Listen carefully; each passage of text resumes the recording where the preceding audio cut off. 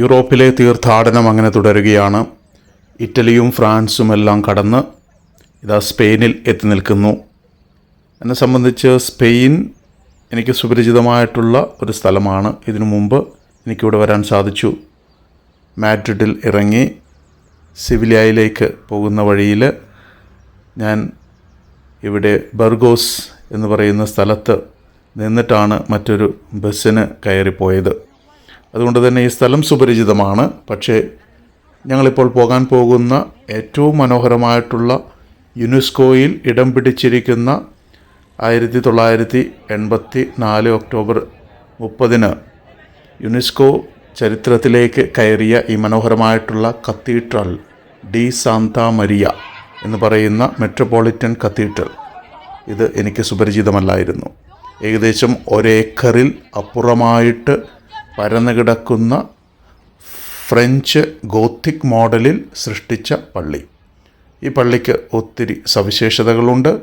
ഈ സവിശേഷതകളെക്കുറിച്ചാണ് നമ്മളിന്ന് കാണുവാൻ പോകുന്നത്. അതിനു മുന്നായിട്ട് ഞാൻ കണ്ട ഒരു കാര്യം, ഇപ്പോഴത്തെ യൂറോപ്യൻ പള്ളികളുടെ മുമ്പിലൊക്കെ ആയിട്ട് ഇത്തരത്തിലുള്ള കുറേ നല്ല കാര്യങ്ങളും നമുക്ക് അക്സെപ്റ്റ് ചെയ്യാൻ പറ്റാത്ത കാര്യങ്ങളും നടക്കുന്നുണ്ട്. ഒന്ന്, ഇപ്പോൾ യൂത്തിനെ വളരെ മനോഹരമായിട്ട് ഒരു റിലീജിയസ് ടൂർ എന്ന രീതിയിൽ പ്രൊമോട്ട് ചെയ്യുന്ന ഒരു ഭാഗം, അത് വളരെ ഒരു പോസിറ്റീവ് എനർജിയാണ്. വരാനിരിക്കുന്ന തലമുറയ്ക്ക് ഒരു റിലീജിയസ് ക്രിസ്ത്യൻ പോസിറ്റീവ് എനർജി കൊടുത്തുകൊണ്ട് അവർ പള്ളിയിലേക്ക് നയിക്കുന്നത് അസീസിയിലും പാതുവായിലും റോമിലും എല്ലായിടത്തും കണ്ടിട്ടുണ്ട്. അതുപോലെ തന്നെ ഇപ്പോൾ ബർഗോസിലും കാണുകയുണ്ടായി. ഞാൻ പറയുന്നത് ഇതാ ഈ പോകുന്ന സ്ത്രീയെക്കുറിച്ചാണ്. അത് അല്ലെങ്കിൽ ഇതുപോലെ നിൽക്കുന്നവർ, കത്തീഡ്രലിന് മുമ്പിലിരുന്ന് ഭിക്ഷയാചിക്കുന്ന മറ്റ് മതസ്ഥയായിട്ടുള്ള ഒരു സ്ത്രീ. ഇവർ സ്പാനിഷ് ആണോ അല്ലെങ്കിൽ മറ്റ് ഇടങ്ങളിൽ നിന്ന് വന്നതാണോ എന്നെനിക്കറിയില്ല. ഇത്തരത്തിലുള്ള പ്രവണതകൾ, അതായത് ആതിഥ്യം കൊടുക്കുന്നവർക്ക് പണി കൊടുക്കുന്ന ഒരു സമൂഹം, അത് ഈ യൂറോപ്യൻ നാടുകളിൽ വളരെ ശക്തമായിട്ട് വളർന്നു വരുന്നുണ്ട്. ഈ പള്ളിയുടെ ഏതൊക്കെ ഇടങ്ങളിലൂടെ നമ്മൾ കയറിയിറങ്ങിയോ ആ ഇടങ്ങളിലൊക്കെ ഈ സ്ത്രീ ഇരുന്നു കൊണ്ട് യാചിക്കുന്നതായിട്ട് ഞാൻ കണ്ടിരുന്നു. പലപ്പോഴായിട്ട് എൻ്റെ ക്യാമറ ഈ സ്ത്രീയുടെ നേരേക്ക് തിരിയുമ്പോൾ ഇവർ ഒരിടത്തു നിന്ന് മറ്റൊരിടത്തേക്ക് പോകുന്നതുമായിട്ട് ഞാൻ കണ്ടിരുന്നു. ഇത് ഒരു യൂറോപ്യൻ സാംസ്കാരികതയെക്കുറിച്ച് നോക്കിയാലും യൂറോപ്യൻ വിശ്വാസങ്ങളെക്കുറിച്ച് നോക്കിയാലും ഇതെല്ലാം ഫ്യൂച്ചറിലൊരു ചലഞ്ചിങ് ആയിട്ട് വരുവാൻ സാധ്യതയുണ്ട്. അത്രമാത്രം ഒരു അണ്ടർഗ്രൗണ്ട് പ്രൊമോഷൻ യൂറോപ്പിൻ്റെ പല ഭാഗങ്ങളിലും വന്ന് കയറുന്നവർ അല്ലെങ്കിൽ ഇവിടെ കുടിയേറി പാർക്കുന്നവർ ചെയ്യുന്നുണ്ട് എന്നുള്ളത് വളരെ വ്യക്തമായിട്ടുള്ള ഒരു സത്യം തന്നെയാണ്. ഇനി നമുക്ക് ഈ പള്ളിയെക്കുറിച്ച് അല്പനേരം സംസാരിക്കാം. 1220 കാലഘട്ടങ്ങളിലാണ് ഈ പള്ളിയുടെ ഈ ഫ്രഞ്ച് ഗോത്തിക് മോഡലുള്ള പണി ആരംഭിച്ചത്. ഏകദേശം 200ഓളം വർഷങ്ങൾക്ക് ശേഷമാണ് ഈ പണി പൂർത്തിയാക്കിയത്. എങ്കിൽ തന്നെയും 15, 16, 18 സെഞ്ചുറികളിലൊക്കെ ഇതിൻ്റെ റിനോവേഷൻസ് നടന്നിട്ടുണ്ട്. ഇപ്പോഴും റിനോവേഷൻസ് നടക്കുന്നുണ്ട്. ഇവിടെ കാണുന്ന മറ്റൊരു ഭംഗി, ഒത്തിരി ടൂമ്പുകളാണ്. മരിച്ചുപോയ ഇവിടെ സെർവ് ചെയ്തിരുന്ന പല ആർച്ച് ബിഷപ്പ്മാരുടെ വൈദികരുടെ സോൾജിയേഴ്സിൻ്റെ രാജകുടുംബത്തിൻ്റെ എല്ലാം ടൂമ്പുകളും അതിൻ്റെ റെപ്ലിക്കേറ്റഡ് ഫോമിലുള്ള ഒരു മരിച്ചു കിടക്കുന്ന രീതിയിലുള്ള സ്റ്റാച്യൂസുമൊക്കെ നമുക്ക് കാണുവാൻ പറ്റും. ഇവിടുത്തെ അൾത്താരകളൊക്കെ മനോഹരമാണ്. അൾത്താരകൾ എന്ന് പറയുമ്പോൾ ഒന്നിലേറെ അൾത്താരകളുള്ള പള്ളികളാണിത്. ഏകദേശം 12ഉം 13ഉം അൾത്താരകളൊക്കെ. ഓരോ അൾത്താരയ്ക്ക് മുൻപും ഒരു ഫെൻസിങ് ചെയ്തിട്ടുണ്ട്. ഈ ചെറിയ ചെറിയ പള്ളികളിൽ അല്ലെങ്കിൽ ഈ വലിയ പള്ളിയുടെ ഉള്ളിലുള്ള ചെറിയ ചെറിയ പള്ളികളിലൊക്കെ കുർബാനകൾ പല സമയങ്ങളിലായിട്ട് നടക്കുന്നുമുണ്ട്. യൂറോപ്യൻ പള്ളികളുടെ രീതികളായിട്ട് എനിക്ക് ഒബ്സർവ് ചെയ്യാനായിട്ട് സാധിച്ചത് ഇതെല്ലാം ഹ്യൂജ് ഇൻഫ്രാസ്ട്രക്ചേഴ്സാണ്. എങ്കിൽ തന്നെയും ഇതിൻ്റെ പകുതിയോളം ഭാഗം മ്യൂസിയമായിട്ട് ഉപയോഗിക്കുകയും പകുതി ഭാഗം പള്ളിയായിട്ടും ഉപയോഗിക്കുകയുമാണ് ചെയ്യുന്നത്. ഇതിന് 2 റീസൺസാണ് അവിടെയുള്ളവർ പറയുന്നത്. ഒന്ന്, മറ്റുള്ളവരെ പള്ളിയിലേക്ക് അട്രാക്റ്റ് ചെയ്യുക മ്യൂസിയത്തിലൂടെ. മറ്റൊരു രീതി, ഇത്രയും വലിയ ഇൻഫ്രാസ്ട്രക്ചറിനെ മെയിൻറ്റെയിൻ ചെയ്യുവാനായിട്ട് പള്ളിയിൽ വരുന്ന ഇൻകം പോരാതെ വരുന്നു. അതുകൊണ്ട് തന്നെ ഒരു ഭാഗം അത് മ്യൂസിയമായിട്ട് ഉപയോഗിക്കുന്നു എന്നുള്ള ഒരു സംസാരവും എനിക്ക് അവിടെ നിന്ന്, പ്രത്യേകിച്ച് ലോക്കൽ ഗൈഡ്സിൽ നിന്ന് കേൾക്കുവാനായിട്ട് സാധിച്ചു. ഇതിലൊക്കെ എന്തൊക്കെയോ സത്യമുള്ളതുപോലെ എനിക്കും തോന്നുന്നു. കാരണം ഇത്രമാത്രം ഇൻഫ്രാസ്ട്രക്ചർ ഉള്ള പള്ളികളൊക്കെ നമുക്ക് ഈ യൂറോപ്യൻ നാടുകളിൽ മാത്രമാണ് കാണുവാനായിട്ട് പറ്റുന്നത്. ഹോളി ലാൻഡിൻ്റെ പലയിടങ്ങളിൽ ഞാൻ പോയിട്ടുണ്ട്, അവിടെയും വലിയ പള്ളികളുണ്ട്. എങ്കിലും യൂറോപ്യൻ നാടുകളിൽ കണ്ടിരിക്കുന്ന ആ ഒരു ഗോത്തിക് ഇൻഫ്രാസ്ട്രക്ചർ, അത് പല ഗോത്തിക് മോഡലുണ്ട്. ഫ്രഞ്ച് ഗോത്തിക് മോഡലുണ്ട്, സ്പാനിഷ് ഗോത്തിക് മോഡലുണ്ട്, റോമൻ മോഡലുണ്ട്, റോമൻ ഗോത്തിക് മോഡലുണ്ട്. അങ്ങനെ പല രീതിയിലുള്ള പള്ളികൾ, ഇതെല്ലാം നമുക്ക് ഇവിടെയൊക്കെയാണ് കാണാൻ പറ്റുന്നത്. പ്രത്യേകിച്ച് ഇറ്റലി, ഫ്രാൻസ്, സ്പെയിൻ, ബെൽജിയം, അങ്ങനെയുള്ള കുറേ നാടുകളിലൊക്കെ ഇവിടെയുള്ള പള്ളികളൊക്കെ, ഇതുപോലെയുള്ള പള്ളികൾ നമുക്ക് ഇനി സാന്റിയാഗോ ഡി കോസ്റ്റേലാൽ കാണാൻ പറ്റും, ആവിലായിൽ കാണാൻ പറ്റും, മാഡ്രിഡിൽ കാണാൻ പറ്റും, സിവിലിയയിൽ കാണാൻ പറ്റും. അപ്പോൾ ഇന്ന് യാത്ര ചെയ്യുന്നത് സാന്റിയാഗോ ഡി കോസ്റ്റേലയിലാണ്. അവിടെയാണ് വിശുദ്ധ ജെയിംസിൻ്റെ ശവശരീരം അടക്കിയിരിക്കുന്നത് എന്ന് വിശ്വസിക്കുന്നു. ഇത്ര മനോഹരമായിട്ടുള്ള പള്ളികൾ, ഇതെല്ലാം ശരിക്കും യുനെസ്കോയിലൂടെ ലോക ജനശ്രദ്ധ പിടിച്ചു പറ്റിയ പള്ളികളൊക്കെയാണ്. ഏറ്റവും മനോഹരമായിട്ട് ഉള്ള പള്ളികൾ.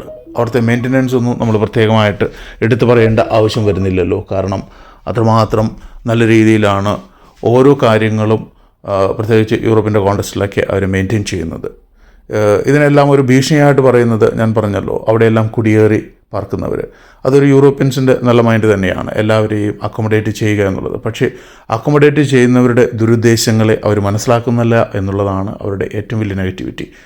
ഏറ്റവും ബോൾഡായിട്ട് മറ്റ് രീതിയിൽ അവരുടേതായിട്ടുള്ള മതസ്ഥരുടെ വസ്ത്രങ്ങളൊക്കെ ധരിച്ചുകൊണ്ട് നമ്മുടെ പള്ളിയുടെ മുന്നിലിരുന്നു കൊണ്ട് ബെഗ് ചെയ്യുന്നവർ, മുന്നിലിരുന്നു കൊണ്ട് പള്ളിക്കെതിരെ സംസാരിക്കുന്നവർ, മുന്നിലിരുന്നു കൊണ്ട് പള്ളിയെ ചലഞ്ച് ചെയ്യുന്നവർ, ഇതെല്ലാം ആക്ച്വലി ഇത്തരത്തിലുള്ള പ്രവണതകളെ ഇവിടെയുള്ള ആ ഒരു പോലീസായാലും അല്ലെങ്കിൽ അതുമായിട്ട് ബന്ധപ്പെട്ടവരായാലും ഇൻ്റർഫിയർ ചെയ്തുകൊണ്ട് അത് നിർത്തണമെന്നുള്ളതാണ്. പക്ഷേ ഒരു യൂറോപ്യൻ മെൻറ്റാലിറ്റി അനുസരിച്ച് അവർ നോൺ കെയറിങ് ആണ്. അവർ ഒന്നിലും ഇൻ്റർഫിയർ ചെയ്യാത്ത ഒരു നേച്ചറാണ്. ഇപ്പോൾ ഉദാഹരണമായിട്ട് ഞങ്ങൾ ലൂർദിൽ പോയപ്പോൾ, ലൂർദിൽ അവിടെ ഹോളി ബാത്ത് എന്നുള്ളൊരു സ്ഥലമുണ്ട്. അവിടെ ഏകദേശം ഹോളി ബാത്തിന് വേണ്ടി നമ്മൾ 2 മണിക്കൂറോളം ക്യൂവിൽ നിൽക്കണം. അതിനുശേഷം ക്യൂവിൽ കഴിഞ്ഞിട്ട് ഒരു 10 മണിയാകുമ്പോഴാണ് നമ്മൾ ഒരു ഹോളി ബാത്തിൻ്റെ ഇടത്തിലേക്ക് പോകുന്നത്. അവിടെ ഒത്തിരി മാത്രം ആളുകളുണ്ടാകും. അപ്പോൾ ഞങ്ങൾ ഒരു 10 പേര് ഞങ്ങളുണ്ട്. ഞങ്ങൾ പിന്നിലായിട്ട് നമ്മുടെ ചൈനീസ് രാജ്യത്തു നിന്നുള്ള ഒത്തിരി പേരുണ്ട്, മറ്റ് ഇംഗ്ലീഷ് സ്പീക്കിംഗ് ആയിട്ടുള്ളവർ, മറ്റ് ലാംഗ്വേജ് ആയിട്ടുള്ളവരൊക്കെയുണ്ട്. അപ്പോൾ ചിലർക്ക് ചില ടെൻഡൻസി ഉണ്ട് ഈ ഗ്രൂപ്പിൻ്റെ ഫ്രണ്ടിൽ കയറിയിരിക്കുക എന്നുള്ളത്. ഈ ഒരു ഫ്രണ്ടിൽ കയറിയിരിക്കുന്ന ടെൻഡൻസി അവിടെ കണ്ടിന്യൂ ചെയ്യുകയാണ്. അപ്പോൾ നമ്മൾ നിൽക്കുന്ന സ്ഥലത്ത് നമ്മൾ സ്റ്റാഗ്നൻ്റ് ആയിട്ട് നിൽക്കുകയാണ്, നമുക്കൊരു ഡൈനമിസം വരുന്നില്ല. അത് കുറേ നേരം എൻ്റെ സ്വഭാവം അനുസരിച്ച് എനിക്ക് സഹിച്ച് ചെയ്യാൻ പറ്റില്ല. ഞാൻ ഇൻ്റർഫിയർ ചെയ്തിട്ട് നന്നായിട്ട് ഞാൻ എൻ്റേതായിട്ടുള്ള രീതിയിൽ ഞാൻ അവിടെ ഷൗട്ട് ചെയ്തു. എന്നിട്ട് ഞാൻ അവിടെ ഒരു ഓർഡർ ഉണ്ടാക്കാനായിട്ട് ശ്രമിച്ചു. എൻ്റെ കൂടെ നമ്മുടെ സഹയാത്രികരായിരുന്ന പലരും അത് എന്നെ സഹായിച്ചുകൊണ്ട് ഒരു ഓർഡർ, നമ്മളൊരു ക്രമം അവിടെ ഉണ്ടാക്കി കൊടുത്തു.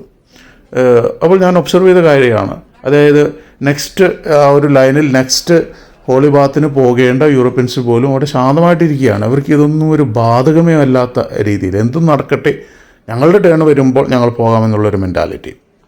ആ ഒരു മെൻറ്റാലിറ്റിയോട് ഞാനൊരിക്കലും യോജിക്കുന്നില്ല. നമ്മൾ തെറ്റ് കാണുമ്പോൾ പ്രതികരിക്കേണ്ട സ്ഥലമാണെങ്കിൽ തീർച്ചയായിട്ടും പ്രതികരിച്ചാൽ മാത്രമാണ് ഇവിടെ ഒരു ഓർഡർ വരിക. അല്ല എങ്കിൽ നമ്മൾ ആരുടെയെങ്കിലും ഡിസോർഡറിൻ്റെ ഭാഗമായിട്ട് മാറാനായിട്ട് നമ്മൾ ബാധ്യസ്ഥരാകേണ്ടി വരും, അല്ലെങ്കിൽ നമ്മളുടെ ആ ഒരു റൈറ്റ്സ് നമുക്ക് കിട്ടാതെ വരുന്നുണ്ട്. ഇത് തന്നെയാണ് എക്സാക്ട്ലി എല്ലാ പള്ളിയിടങ്ങളിലും എല്ലാ റിലീജിയസ് ആയിട്ട് ബന്ധപ്പെട്ടിട്ടുള്ള സ്ഥലങ്ങളിലും ഈ യൂറോപ്യൻ നാടുകളിലെ ട്രിപ്പുകളിലൊക്കെ ഞാൻ ഒബ്സർവ് ചെയ്തത്. അതുകൊണ്ട് തന്നെ ആ ഒരു സങ്കടം പേറിയാണ് ഓരോ യാത്രകളും മുന്നോട്ട് പോകുന്നത്. പ്രിയപ്പെട്ടവരെ, ഞാനിപ്പോൾ ഇവിടെ കാണിക്കുന്നത് ഇവിടെ കത്തീഡ്രലിൻ്റെ, അതായത് ഇതിനെ ടോട്ടലി പറഞ്ഞിട്ടുണ്ടെങ്കിൽ metropolitan cathedral of Santa Maria de Costa എന്നാണ് പറയുന്നത്. ഇത് ഏറ്റവും ഭംഗിയായിട്ടുള്ള രീതിയിലാണ് ഇവിടെ ക്രമീകരിച്ചിരിക്കുന്നത്. ഇതിൻ്റെ ആ ഒരു മനോഹര ദൃശ്യങ്ങൾ നമുക്ക് ഇവിടെ കാണാൻ പറ്റും. പല അൾത്താരയുടെ പല രീതിയിലുള്ള രീതിയിൽ അറേഞ്ച് ചെയ്തിരിക്കുന്നത് ഈ പിക്ചറിലൂടെ നമുക്ക് കാണാനായിട്ട് പറ്റും. പല കളറുകൾ ഉപയോഗിച്ചുകൊണ്ട്, പല സ്കൾപ്ചേഴ്സ് ക്രിയേറ്റ് ചെയ്തുകൊണ്ട് എല്ലാം ഈ ഓരോ പള്ളികളിലും ഓരോ ചരിത്രങ്ങൾ എഴുതി വച്ചിട്ടുണ്ട്. ഓരോ വിശുദ്ധന്മാരുടെ ചരിത്രങ്ങൾ, ഓരോ മരിച്ചുപോയ അവിടെ സർവ് ചെയ്തിട്ടുള്ള മെട്രോപൊളിറ്റൻ ബിഷപ്പ്മാർ, അതായത് ആർച്ച് ബിഷപ്പ്മാരുടെ ചരിത്രങ്ങൾ, അവിടെയുള്ള രാജാക്കന്മാരുടെ ചരിത്രങ്ങൾ, കുരിശുയുദ്ധങ്ങളുടെ ചരിത്രങ്ങൾ, ഇതെല്ലാം അവിടെ മനോഹരമായിട്ട് എഴുതി വച്ചിട്ടുണ്ട്. ഈ ഒരു പിക്ചറിൽ തന്നെ ഒരു വിശുദ്ധയെ കഴുത്തറുത്ത് കൊല്ലുന്ന ഒരു ദൃശ്യമാണ് നമ്മൾ കണ്ടുകൊണ്ടിരിക്കുന്നത്. സ്പാനിഷ് കത്തീഡ്രൽ ഡി ബർഗോസ് എന്ന് പറയുന്ന ഈ പള്ളി Holy Metropolitan Cathedral Basilica Church of Saint Mary's of Burgos എന്ന പേരിലും അറിയപ്പെടുന്നുണ്ട്. ഇതിൻ്റെ ഗ്രൗണ്ട് ബ്രേക്കിംഗ് ഇയർ ഏകദേശം 1221 കാലഘട്ടങ്ങളിലാണ് ഫ്രഞ്ച് ഗോത്തിക് മോഡലിൽ സൃഷ്ടിക്കപ്പെട്ട ഈ പള്ളി. ഇതിൻ്റെ ഏറ്റവും മനോഹരമായിട്ടുള്ള ആ ഒരു സവിശേഷത എന്ന് പറയുന്നത് യുനെസ്കോ വേൾഡ് ഹെറിറ്റേജ് സൈറ്റിലുണ്ട്. സ്പാനിഷ് കൾച്ചറൽ ഹെറിറ്റേജ് സെൻറ്റർ എന്ന പേരിലും ഇത് അറിയപ്പെടുന്നുണ്ട്. ഈ കത്തീഡ്രൽ പണിയുവാനായിട്ട് കൂടുതലായിട്ടും ഉപയോഗിച്ചിരിക്കുന്നത് ലൈം സ്റ്റോണുകളാണ്. ഈ ലൈം സ്റ്റോണുകൾ അവിടുത്തെ തന്നെ ക്വാറിയിൽ നിന്ന് അത് പണ്ട് കാലഘട്ടങ്ങളിലൊക്കെ കട്ട് ചെയ്ത് എടുത്തിരിക്കുന്നതാണ്. അതുകൊണ്ട് തന്നെ ഇതിൻ്റെ മെയിൻ്റനൻസും അവിടെ നിന്ന് അവൈലബിളായിരിക്കുന്ന കല്ലുകളിൽ തന്നെ ആണ് അവർ ചെയ്തുകൊണ്ടിരിക്കുന്നതും. ഇവിടെ 3 പേരുടെ പ്രത്യേകിച്ച് ഒരു റിലീജിയസ്, അതുപോലെ തന്നെ ഒരു സെയിലി ഫാമിലിയിൽപ്പെട്ട 3 വ്യക്തിത്വങ്ങളുടെ ടൂംസുകളൊക്കെ ഇവിടെ കാണുവാൻ പറ്റും. ജുവാൻ എന്ന് പറയുന്ന വ്യക്തി, ഫ്രാൻസിസ്കോ എന്ന് പറയുന്ന മറ്റൊരു വ്യക്തി, അതുപോലെ തന്നെ അവരുടെ ഫാമിലിയിലുള്ള സൈമൺ എന്ന് പറയുന്ന മറ്റൊരു വ്യക്തി. ഇവരെല്ലാവരും കൊളോണിയ ഒരു റിച്ച് ഫാമിലിയുടെ ഭാഗമായിരുന്നു. ഇവർക്ക് ഈ പള്ളി പണിയുന്നതിൽ വലിയൊരു കോൺട്രിബ്യൂഷൻസ് ഒക്കെ ഉണ്ട്. നമ്മളൊക്കെ ഈ ഒരു യൂറോപ്യൻ സാംസ്കാരികതയിലൂടെ, ഒരു റിലീജിയസിറ്റിയിലൂടെയെല്ലാം കടന്നു പോകുമ്പോൾ നമുക്ക് കാണാൻ പറ്റുന്ന ഒരു കാര്യം, പണ്ടൊക്കെ ഇവരുടെ ഒരേ ഒരു ലക്ഷ്യമെന്ന് പറയുന്നത് ഈശോയെ പ്രചരിപ്പിക്കുക എന്നുള്ളതാണ്. പോകുന്ന ഇടങ്ങളിലൊക്കെ ഈശോയ്ക്ക് വേണ്ടി മനോഹരമായിട്ടുള്ള പള്ളികളൊക്കെ പണിയുക എന്നുള്ളത് തന്നെയാണ്. അതുകൊണ്ട് തന്നെ യൂറോപ്യൻ നാടുകളിലേക്ക് നമ്മൾ പ്രവേശിക്കുമ്പോൾ ഓരോ മുക്കിലും മൂലയിലും നമുക്ക് പള്ളികൾ കാണുവാനായിട്ട് പറ്റും. ഓരോ മുക്കിലും മൂലയിലും ഗോപുരം ആകാശം കണക്കെ മുട്ടി നിൽക്കുന്ന ഗോപുരങ്ങൾ സമുച്ചയമായിട്ടുള്ള പള്ളികളൊക്കെ നമുക്ക് കാണുവാനായിട്ട് പറ്റും. പക്ഷെ അൺഫോർച്ചുനേറ്റ്ലി ഒട്ടുമുക്കാൽ പള്ളികളിലും ഇപ്പോൾ പള്ളിയായിട്ടുള്ള സർവീസുകൾ നടക്കുന്നില്ല എന്നുള്ളത് മറ്റൊരു സത്യമാണ്. പള്ളി ഒന്നില്ലെങ്കിൽ അടച്ചിട്ടിരിക്കുകയായിരിക്കാം, അല്ലെങ്കിൽ അത് മ്യൂസിയമായിട്ട് ഉപയോഗിക്കുകയായിരിക്കാം, അല്ലെങ്കിൽ അത് തന്നെ ഡയസസിൻ്റെ മറ്റ് എന്തെങ്കിലും പ്രവർത്തന കേന്ദ്രങ്ങളായിട്ട് മാറിയിട്ടുണ്ടാകാം, അല്ലെങ്കിൽ ആളടഞ്ഞ ആരും കയറി ചെല്ലാത്ത ഇടങ്ങൾ പോലെ ആർക്കോ വേണ്ടി ആരോ കയറി ചെല്ലുവാനായിട്ട് ആഗ്രഹിക്കുന്ന വിശ്വാസികൾ കാത്തിരിക്കുന്ന ആ ഒരു മനോഹരമായിട്ടുള്ള പള്ളികളെപ്പോലെ നമുക്ക് തോന്നുവാനും ഒത്തിരി സാധ്യതകളുണ്ട്. യൂറോപ്പിൻ്റെ പല രാജ്യങ്ങളിലും അവർക്ക് കൃഷിയിടങ്ങൾ ഒത്തിരിയുണ്ട്. അവരുടേതായിട്ടുള്ള തിരക്കുകളിലൂടെ കടന്നു പോകുന്നു. ഇവിടെ ഞാൻ കണ്ട മറ്റൊരു കാര്യം, ഇവിടെ യങ്സ്റ്റേഴ്സ്, യൂത്ത് ആയിട്ടുള്ളവർ വളരെ കുറവാണ്. നമ്മൾ പള്ളിയിൽ കയറിയാലും, റെസ്റ്റോറൻറ്റിൽ ഭക്ഷണത്തിന് കയറിയാലും, യാത്രകൾക്ക് ബസ് സ്റ്റേഷനിൽ നിന്നാലും, ഒരു ട്രെയിൻ കാത്തു നിന്നാലും ഒക്കെ അവിടെ എല്ലാം വൃദ്ധരായിട്ടുള്ളവർ മാത്രമേ ഉള്ളൂ. ഏകദേശം 70, 80 അതിനു മുകളിലുമുള്ള നടക്കാൻ പറ്റാത്ത, വീൽ ചെയറിൽ നടക്കുന്ന, സ്ട്രക്ചറിൽ നടക്കുന്ന എല്ലാം പ്രായമായിട്ടുള്ളവർ. ഇതെല്ലാം നമുക്ക് നൽകുന്ന ഒരു സന്ദേശമുണ്ട്, നമുക്ക് നൽകുന്ന ഒരു വേദനയുമുണ്ട്. ഈ മനോഹരമായിട്ടുള്ള ഹെറിറ്റേജ്, ഇവരുടെ പൂർവ്വ മാതാപിതാക്കന്മാരൊക്കെ സൃഷ്ടിച്ചു വെച്ചിരിക്കുന്ന ഈ മനോഹരമായിട്ടുള്ള ചരിത്രങ്ങളൊക്കെ നാളെ ആരുടെയെങ്കിലുമൊക്കെ ആയി മാറുമോ? എവിടെ നിന്നൊക്കെ കാരണങ്ങളില്ലാത്ത കാരണങ്ങളാലൊക്കെ യുദ്ധങ്ങളുണ്ടാക്കി യൂറോപ്പിലേക്ക് ചേക്കേറുന്ന ചില മറ്റ് മനസ്ഥിതികളുള്ള വ്യക്തികളുടെ കയ്യിലേക്ക് ഇത് ഒതുങ്ങുവാൻ സാധ്യതയുണ്ടോ? എങ്കിൽ അതാരുടെ തെറ്റാണ്? എവിടെയാണ് യൂറോപ്പിന് ഒരുപക്ഷെ കാൽക്കുലേഷൻസ് എല്ലാം പിഴച്ചു പോകുന്നത്? ഒരുപക്ഷെ കുറേ രാജ്യങ്ങളൊക്കെ ഇപ്പോൾ അവെയറായിട്ട് വരുന്നുണ്ട്. പക്ഷേ ഇത്തിരി സമയം അതിക്രമിച്ചോ എന്നുള്ളത് അത് ചിന്തിക്കേണ്ടതായിട്ട് ഇരിക്കുന്നു. അങ്ങനെ ഞങ്ങൾ കത്രീറ്റ പള്ളിയുടെ ഉള്ളിലൂടെ കടന്നു നടക്കുകയാണ്. ഒട്ടുമുക്കാൽ സ്ഥലങ്ങളും ഞാൻ പറഞ്ഞതുപോലെ തന്നെ ഇപ്പോൾ അതൊരു മ്യൂസിയമായിട്ടാണ് മെയിൻറ്റെയിൻ ചെയ്തുകൊണ്ടിരിക്കുന്നത്. കാരണം ഈ ഒരു ഇൻഫ്രാസ്ട്രക്ചറിനെ മുന്നോട്ട് കൊണ്ടുപോകുവാനായിട്ട്, ഇതിൻ്റെ ഫിനാൻഷ്യലായിട്ടുള്ള മെയിൻ്റനൻസൊക്കെ നടക്കുവാനായിട്ട് അവർക്ക് ഇൻകം ആവശ്യമാണ്. അതുകൊണ്ട് തന്നെ ഓരോ പള്ളികളിലും മ്യൂസിയങ്ങളിലും അവർ ചാർജ് ചെയ്യുന്നുണ്ട്. ഒരുപക്ഷെ 4-5 യൂറോകളൊക്കെ ചാർജ് ചെയ്യുന്നുണ്ട്. അതിൻ്റെ ശേഷം തന്നെ പള്ളിയുടെ ഉള്ളിൽ പള്ളിയുടെ ചരിത്രങ്ങൾ കാണുന്ന 3D പിക്ചേഴ്സ് നമുക്ക് അവൈലബിളാക്കി തരുന്നുണ്ട്. അതിന് മറ്റ് ചാർജിങ്ങൊക്കെ അവർ നടത്തുന്നുണ്ട്. എനിക്ക് ഇതിനൊന്നും നമുക്കൊരു നെഗറ്റീവായിട്ടുള്ള ഇവാലുവേഷൻസ് പറയുവാൻ പറ്റുകയില്ല. കാരണം അവർക്ക് മെയിൻ്റനൻസ് ആവശ്യമാണ്. അൺഫോർച്ചുനേറ്റ്ലി നമ്മുടെ പള്ളികളിലൊക്കെ വരുന്നത് പോലെ വിശ്വാസികളുടെ അവരുടെ കോൺട്രിബ്യൂഷൻസോ ഒന്നുമില്ല. പണ്ടൊക്കെ ഞങ്ങൾ പഠിച്ചിരുന്ന കാലഘട്ടങ്ങളിലൊക്കെ ഞങ്ങൾ പറഞ്ഞു കേട്ടിട്ടുണ്ട്, യൂറോപ്പിൽ നിന്ന് പലരും ബെനഫാക്ടേഴ്സായിട്ട് വരുന്നു. പലർക്കും അത് ഒരു ചരിത്രമായിട്ട് ഇപ്പോൾ നിൽക്കുകയാണ്. ഇപ്പോൾ അങ്ങനെയുള്ള കാര്യങ്ങളൊന്നും നടക്കുന്നില്ല. കാരണം ഇപ്പോൾ യൂറോപ്പിലെ പല പള്ളികളും അമേരിക്കയിലെ പല പള്ളികളും അല്ലെങ്കിൽ ഏഷ്യ മൈനറിലെയും ഏഷ്യയിലെയും ഒക്കെ പള്ളികളൊക്കെ ഒട്ടുമുക്കാലും മെയിൻ്റനൻസ് നടത്തുന്നത് ഒന്നില്ലെങ്കിൽ ഇന്ത്യൻ വൈദികരായിരിക്കും, അല്ലെങ്കിൽ ഫിലിപ്പിനോ വൈദികരായിരിക്കും, അല്ലെങ്കിൽ ആഫ്രിക്കൻ നാടുകളിൽ നിന്നുള്ള വൈദികരായിരിക്കും. ഇപ്പോൾ യൂറോപ്പ്, അമേരിക്ക അല്ലെങ്കിൽ ഓഷ്യാനയിൽ നിന്നുള്ള വൈദികരുടെ എണ്ണം ക്രമാതീതമായിട്ട് കുറഞ്ഞിട്ടുണ്ട്. ആ ക്രമാതീതമായിട്ട് കുറയുവാനുള്ള കാരണം അവർക്ക് ഇപ്പോൾ ഒരു അവരുടേതായിട്ടുള്ള ചിന്താഗതികളും അവരുടേതായിട്ടുള്ള രീതികളിലൂടെ അവർ കടന്നു പോകുന്നു. അവർ ദൈവത്തെ മനസ്സിലാക്കുവാൻ ശ്രമിക്കുന്നില്ല. അവർക്ക് ഇപ്പോൾ അവരുടേതായിട്ടുള്ള ജീവിത രീതികളിലൂടെ അവരുടേതായിട്ടുള്ള ശൈലികളിലൂടെയെല്ലാം കടന്നു പോകുമ്പോൾ ഇത് എത്രമാത്രം അവരുടെ രാജ്യത്തെ ബാധിക്കുന്നു, അവരുടെ ഭവനങ്ങളെ ബാധിക്കുന്നു, അവരുടെ സംസ്കാരത്തെ ബാധിക്കുന്നു, അവരുടെ പാരമ്പര്യങ്ങളെ ബാധിക്കുന്നു എന്നുള്ളത് അവരിപ്പോൾ മനസ്സിലാക്കുന്നില്ല. അത് മനസ്സിലാകേണ്ട സമയം അതിക്രമിച്ചിരിക്കുന്നു എന്ന് തന്നെ ഞാൻ പറയുകയുള്ളൂ. കാരണം അത്രമാത്രം അവരുടെ ആ ഒരു മൈൻഡ് വീക്ക്നെസ്സിനെ മേക്ക് യൂസ് ചെയ്തുകൊണ്ട്, അവരുടെ ആ ഒരു വീക്ക് ഏരിയയെ പോയിൻ്റ് ഔട്ട് ചെയ്തുകൊണ്ട്, പലരും എൻക്രോച്ച് ചെയ്തുകൊണ്ട് ഇത്രമാത്രം ലെഗസി ഉണ്ടാക്കിയിരിക്കുന്ന ലെഗസികളെ ഒന്നും അറിയാത്ത രീതിയിൽ കൈ അനക്കാതെ എല്ലാം കെട്ടിപ്പിടിക്കുന്ന ഒരു രീതിയുണ്ടല്ലോ, അല്ലെങ്കിൽ കീഴടക്കുന്ന രീതിയുണ്ടല്ലോ, ആ രീതിയിലേക്ക് പല മൈഗ്രൻസുമായിട്ടുള്ള ആളുകൾ അതിനെ മോട്ടിവേറ്റ് ചെയ്യുന്നുണ്ട്, അതിനെ ടാർഗറ്റ് ചെയ്യുന്നുണ്ട്. അതായത് വിയർപ്പ് ഒഴുക്കാതെ പണം സമ്പാദിക്കുക എന്നൊക്കെ നമ്മൾ നാട്ടിൽ പറയാറുണ്ടല്ലോ. ആ ഒരു രീതിയിൽ അവർ വളരെ ടെക്നിക്കലായിട്ട് ഈ യൂറോപ്യൻ മൈൻഡുകളെ എല്ലാം കീഴടക്കിക്കൊണ്ട്, ഒന്നില്ലെങ്കിൽ ഇവിടെ വരുന്നു, യൂറോപ്പിന് ഏതെങ്കിലും സ്ത്രീയെ കണ്ടുപിടിക്കുന്നു, അവരെക്കാൾ 10, 15, 20 വയസ്സിന് പ്രായമുള്ളവരായിരിക്കാം, ഇവരെല്ലാം കല്യാണം കഴിക്കുന്നു, അവിടുത്തെ സിറ്റിസൺസ് ആകാനായിട്ട് ശ്രമിക്കുന്നു. അതിനുശേഷം അവർ ഡിവോഴ്സ് ചെയ്യുന്നു. സിറ്റിസണായി കഴിയുമ്പോൾ പിന്നെ അവരുടേതായിട്ടുള്ള ഫാമിലികളെ ഇവിടെ കൊണ്ടുവരുന്നു. പിന്നെ അവരവരുടേതായിട്ടുള്ളൊരു സാമ്രാജ്യം സൃഷ്ടിക്കുന്നു. ഇത്തരത്തിലുള്ള മൈൻഡുകൾ ഇവിടെ നടന്നുകൊണ്ടിരിക്കുന്നു, ഇത്തരത്തിലുള്ള ആറ്റിറ്റ്യൂഡുകൾ ഇവിടെ നടന്നുകൊണ്ടിരിക്കുകയാണ്. ഇവരുടെ ഒരു ഭരണാധികാരികളൊക്കെ ഇത് എന്നാണ് മനസ്സിലാക്കുന്നത് എന്നുള്ളതാണ് ഞാൻ എപ്പോഴും ചിന്തിക്കുന്ന ഒരു കാര്യം. ഇത് മനസ്സിലാക്കി അവർ ഒരു റീഫോർമേഷൻ, ഒരു റിനൈസൻസ് പീരീഡ് അവർ യൂറോപ്പിലേക്ക് തിരിച്ചു കൊണ്ടുവന്നാൽ മാത്രമാണ് ഇനി സഭയ്ക്കും സമൂഹത്തിനും ഇവിടെ എക്സിസ്റ്റൻസ് ഉണ്ടാവുകയുള്ളൂ എന്നുള്ളതാണ് എനിക്ക് മനസ്സിലായിട്ടുള്ള ഒരു കാര്യം. ഓരോ പള്ളികൾ കാണുമ്പോഴും ഓരോ ആരാധനാലയങ്ങളുടെ ഭംഗി കാണുമ്പോഴും എല്ലാം എനിക്ക് എൻ്റെ മനസ്സിലൂടെയുള്ള പ്രാർത്ഥനയത് മാത്രമാണ്, ഈശ്വര ഇതെല്ലാം ഞങ്ങളോടൊപ്പം നിൽക്കണേ.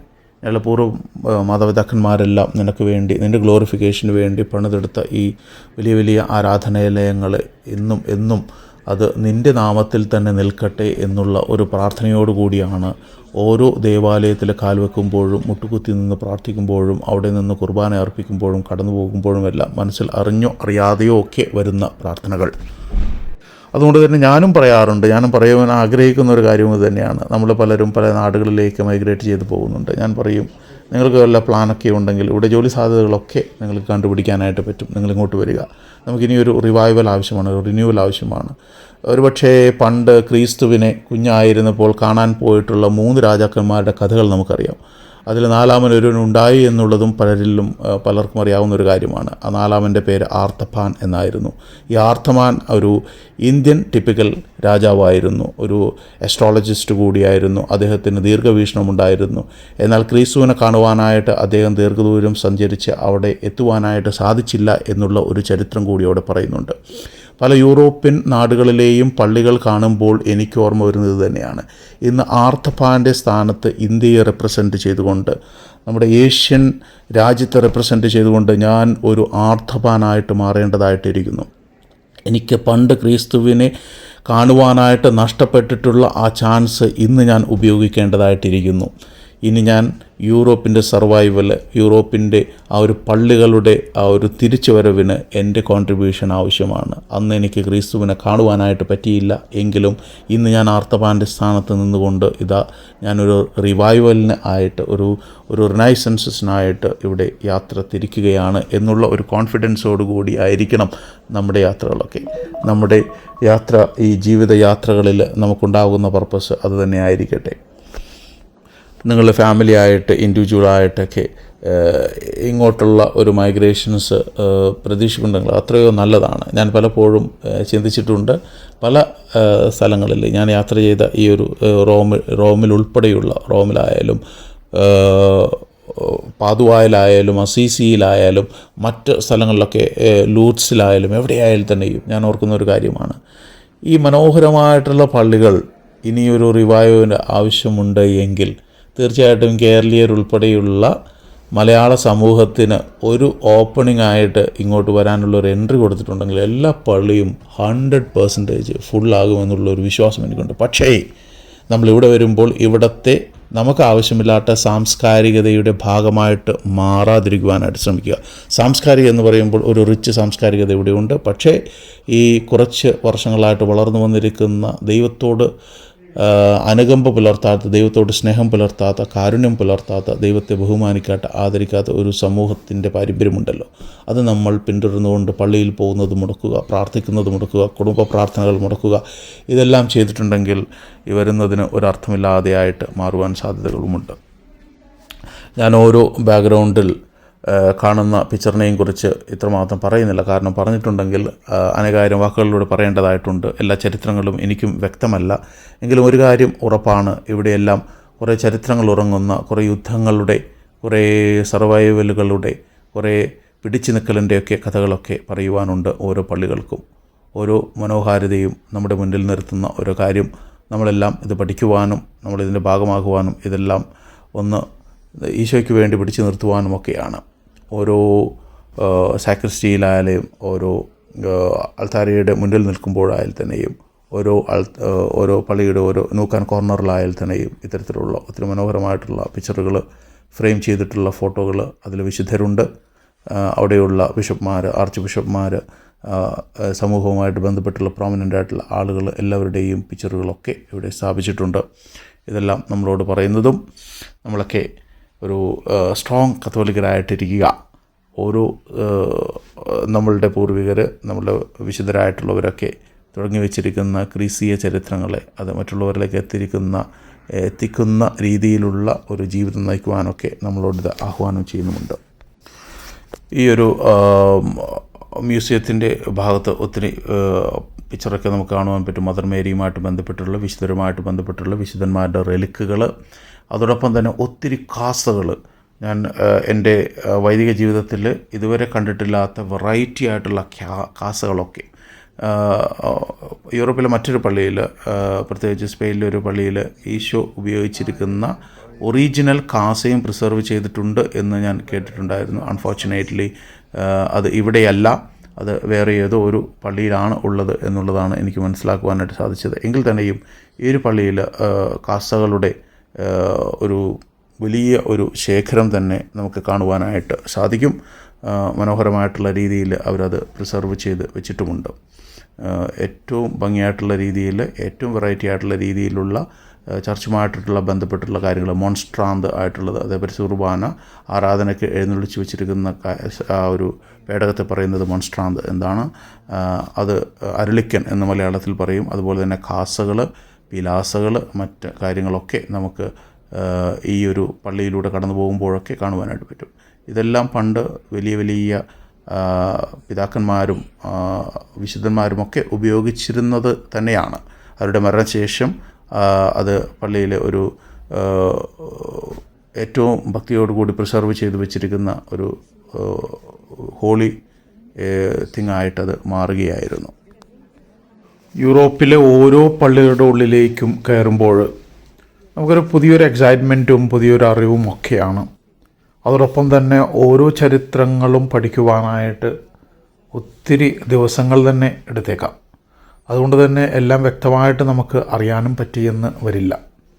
ഓരോ ചരിത്രവും ആ പള്ളിയുടെ മുന്നിലോ അല്ലെങ്കിൽ ആ പള്ളിയിലെ മ്യൂസിയത്തിൽ പ്രദർശിപ്പിച്ചിരിക്കുന്ന ഓരോ ഓബ്ജക്റ്റിൻ്റെ താഴെയും യൂഷ്വലി നമുക്ക് കാണുവാനായിട്ട് പറ്റും.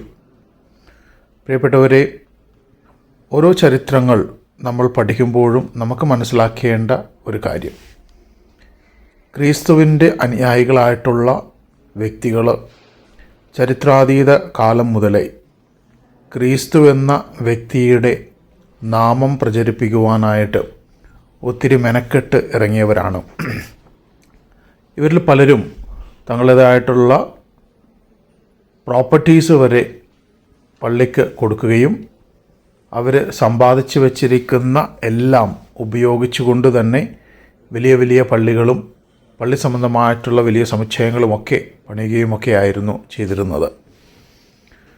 അതുപോലെ തന്നെ മനോഹരമായിട്ടുള്ള ആർട്ട് വർക്കുകൾ നമുക്ക് കാണുവാനായിട്ട് പറ്റും.